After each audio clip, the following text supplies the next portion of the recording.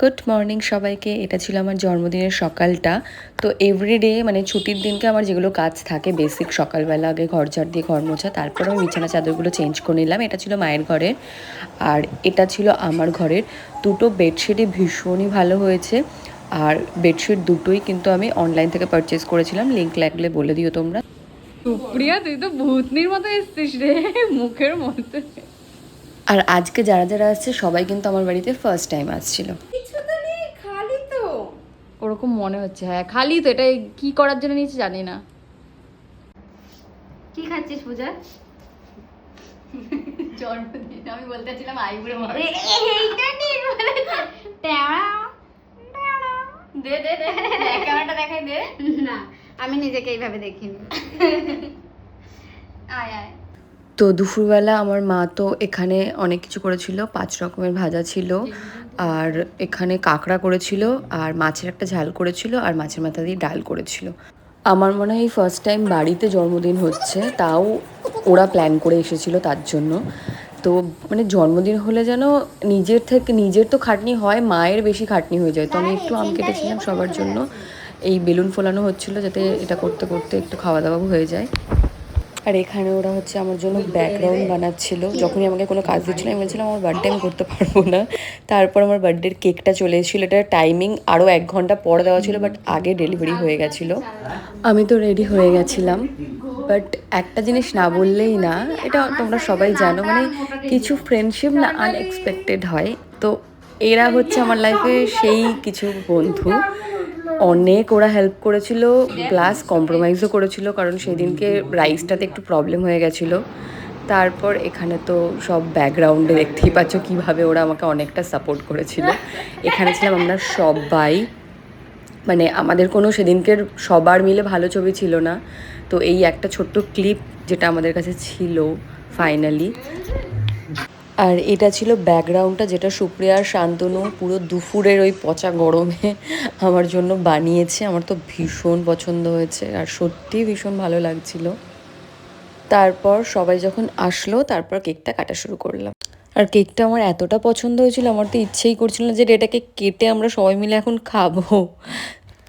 আর এই না পুরো ভিডিওটার ব্যাকগ্রাউন্ডে আমাদের কনভারসেশনগুলো সব থেকে ফানিয়েস্ট ছিল, কিন্তু যেটা আমি দিতে পারবো না কারণ তার সাথে গান চলছিল, আর সেটার জন্য আমার হচ্ছে চ্যানেলে কপিরাইট এসে যাচ্ছিলো, তার জন্য আমাকে সেটা রিমুভ করতে হলো।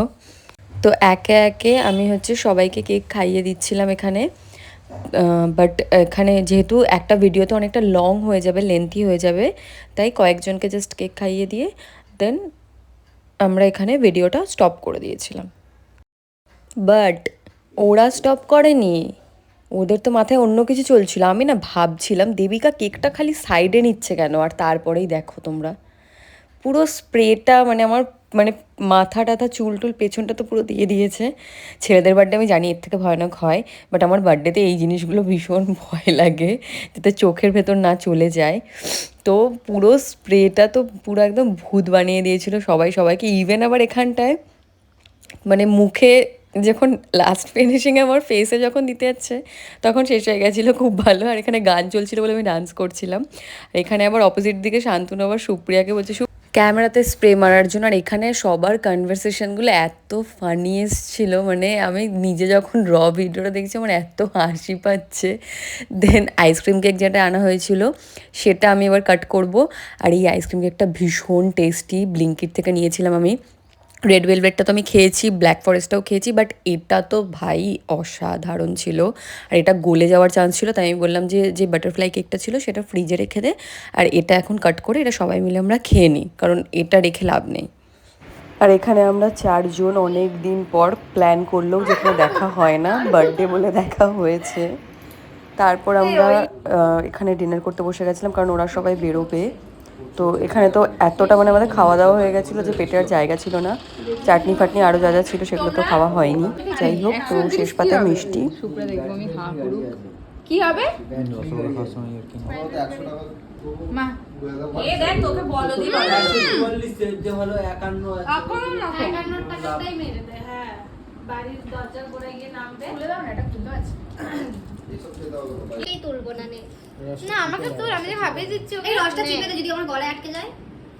খাবার আগে মুখ বন্ধ করে খেয়ে তুই তোতলামি কম খাওয়ার সময় রসগোল্লা খাওয়ার হ্যাঁ। সময় একই মেরো না